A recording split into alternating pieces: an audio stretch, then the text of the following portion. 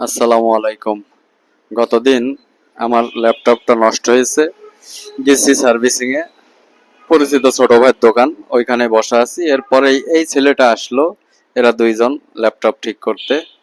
তো আসার পরে একটা জিনিস আমি হঠাৎ আমার চোখ লাগলো, কি ব্যাপার, এই ছেলের মাথার চুলটা কেমন জানি মানে ফাল পাড়ে লাফ দেয়।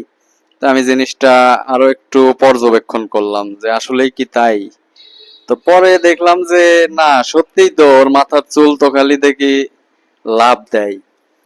তা আমি অনেকক্ষণ ধরে ব্যাপারটা খেয়াল করার পরে দুইজনেরই ফ্রেম বন্দি করলাম যে আসলে এরা যে দুইজন আসছে, আসলে আরেকজনের অবস্থা দেখি আর এইটা দেখেন, খেয়াল করেন, এই যে তাকাচ্ছে, এর মাথার চুল ঠিক আছে বা গতানুগতিক আমার আপনার মাথার চুলের কোনো নড়াচড়া হয় না, কিন্তু পাশের এই ছেলেটা দেখেন, মানে বাই ডিফল্ট অটোমেটিক্যালি এর মানে চুল, ভ্রু, কপাল এগুলা অটো নড়তেছে।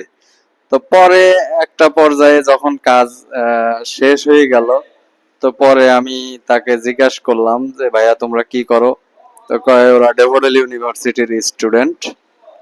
তো পরে আমি ওরে বললাম যে তোমার যে এই যে চুল টুল গুলা এগুলা নাচতেছে, এগুলা কি তুমি ইচ্ছা মতো করতেছো নাকি অটো? বলতেছে ভাই না, আমার এর উপরে কোনো আসলে ওইভাবে নিয়ন্ত্রণ নাই। আমি চাইলে হয়তো কিছু সাময়িকভাবে এটা ঠিক থাকে, তারপরে বাই ডিফল্ট আমি অ্যাজ ইউজাল স্বাভাবিক মানুষ হিসাবে থাকলে এটা অটোমেটিক কেমনে জানি ভাই হয়ে যায়, এটা আমি কিছু করতে পারি না। তো জিনিসটা আসলেই খুব চ্যালেঞ্জিং, এটা কারো পক্ষে চ্যালেঞ্জ নিয়ে করাও সম্ভব না। তা আমি ওকে বললাম যে ভাই তোমার তো এটা মানে এক্সট্রা একটা অ্যাক্টিভিটি যেটা সচরাচর কেউ পারে না, তুমি তো চাইলে মানে গ্রিনেস বুকে নাম লেখাইতে পারো, কারণ এটা অটোমেটিক্যালি হইতেই আছে, ওর কোনো নিয়ন্ত্রণ নাই, ও আমাকে যেটা বললো।